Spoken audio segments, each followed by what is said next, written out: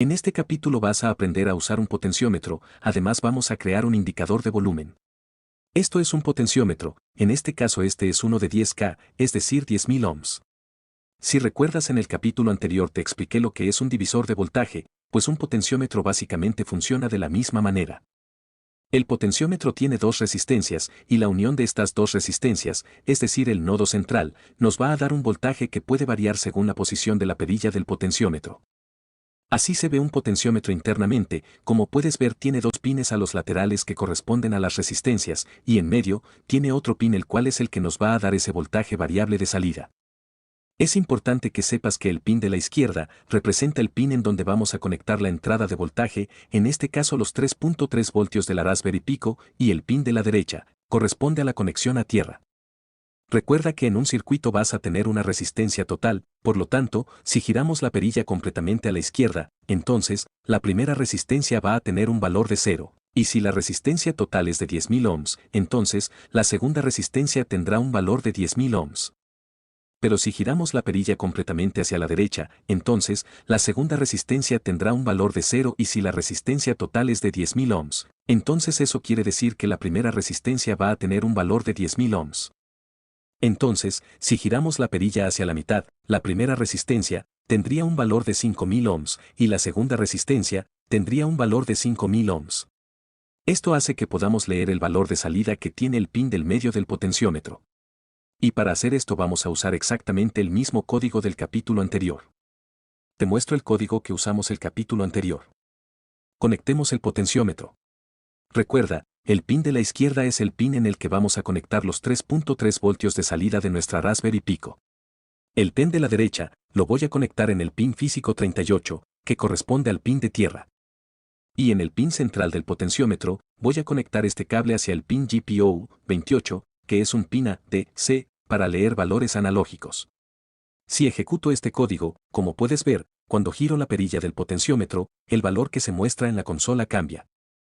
Una vez entendemos que el valor leído puede cambiar según nosotros movamos la perilla del potenciómetro, entonces podemos empezar con una práctica creando un indicador de volumen con LEDs. Para esto voy a usar un potenciómetro de 10.000 ohms, voy a usar 6 LEDs, y voy a usar una resistencia de 220 ohms para cada uno de los 6 LEDs, además de algunos cables. Te muestro cómo es la conexión de estos componentes. El potenciómetro sigue conectado de la misma manera. Ahora veamos cómo están conectados los 6 LEDs. Primero, llevé la tierra hacia el riel de tierra de la protoboard, y para eso solo utilicé este cable. Desde el pin de tierra donde está conectado el potenciómetro, y para que no interfiera con los LEDs, lo llevé hacia este punto. Y con otro cable, llevé esa tierra hacia el riel lateral de la protoboard. De esta manera, ya tengo todo el riel a tierra. Ahora, como ves, tengo las 6 resistencias conectadas usando la separación de la protoboard para que no haya ningún problema. Esas resistencias están conectadas en los pines GPIO de la Raspberry Pico. Están conectadas en el GPIO 0, GPIO 1, GPIO 2, GPIO 3, GPIO 4 y en el GPIO 5. En cada una de las resistencias, tengo conectado de esta manera los LEDs. El pin más largo, conectado al lado de la resistencia, y el pin más corto, en el riel de la tierra que te mencioné hace un momento. Ahora veamos el código. El código es bastante sencillo, y vas a aprender varias cosas en este capítulo. Vas a aprender a usar una lista con valores, a cómo declarar varios LEDs utilizando un único ciclo, for. También vas a aprender a usar la función enumerate.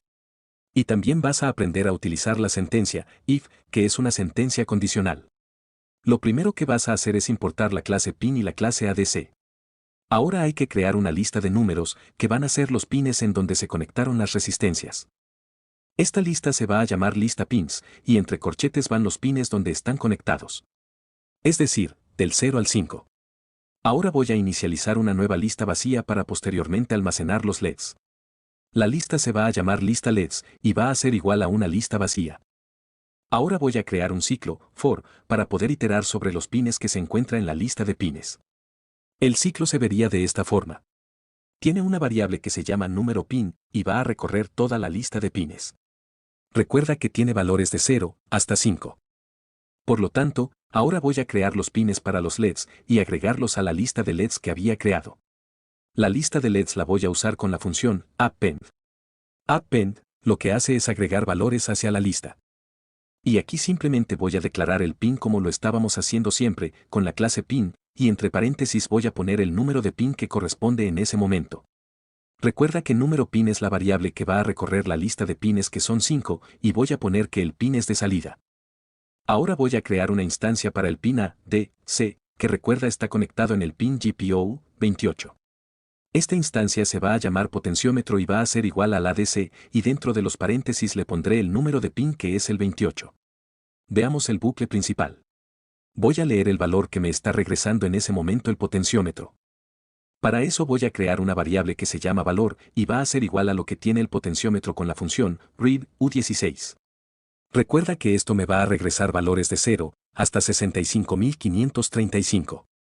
Ahora, con ese valor lo que yo quiero hacer es encender o apagar los LED según el valor que me esté regresando el potenciómetro.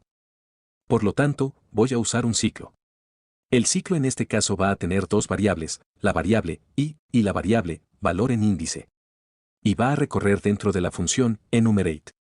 Dentro de la función enumerate voy a pasarle la lista de pines con las que yo voy a querer encender o apagar los LEDs. Lo que hace la función enumerate es muy sencillo. Enumerate lo que hace es que, pasado una lista, me regresa dos valores. La posición y el valor que tiene esa posición. Por ejemplo, la lista de pines tiene la posición 0 y en la posición 0 tiene el número 0 agregado. La lista de pins tiene la posición número 1 y en la posición número 1 tiene el número 1 agregado. Entonces, en la variable i se va a agregar la posición de la lista y en valor en índice se va a agregar qué valor es el que tiene en esa posición la lista. Ahora voy a encender o apagar el LED según el valor del potenciómetro. Para esto voy a usar una estructura, if. La estructura, if, es una estructura de condición y se ve de esta manera. Como ves se pone la palabra, if, y después, se pone la condición que se tiene que cumplir. En este caso estoy diciéndole que el valor leído por el potenciómetro debe ser mayor o igual a la siguiente operación. Te voy a explicar de manera detallada qué es lo que hace esta operación. Primero, 65.000 es el valor máximo que voy a tomar para encender el último LED de la línea de LEDs. Recuerda que llega hasta 65.535, pero yo usaré 65.000 y le voy a restar a lo que tenga en ese momento la variable i multiplicado por 10.833. ¿Pero por qué 10.833? Como son 6 LEDs, lo que quiero hacer es crear un umbral. Por lo tanto, lo que hice fue dividir 65.535 dividido para 6 y me dio 10.833. Te muestro la tabla de umbrales para cada LED. Esos valores se van a comparar en la condición, y si se cumple la condición, entonces se ejecuta la parte que está dentro del if, es decir, se enciende el LED en la posición i, pero si no se cumple la condición, entonces, se ejecuta la parte que está dentro del else, es decir, se apaga el LED en la posición i. Veamos cómo funciona este código. Como puedes ver, cuando giro el potenciómetro, el valor leído por el pin del medio cambia, por lo tanto, se van a encender o se van a apagar los LEDs. Y esto sería todo. Recuerda que todos los códigos de este curso se encuentran de manera gratuita. Te dejo el link en el primer comentario. Gracias por tu valioso tiempo y atención. Espero que hayas aprendido algo nuevo y nos vemos en el próximo capítulo.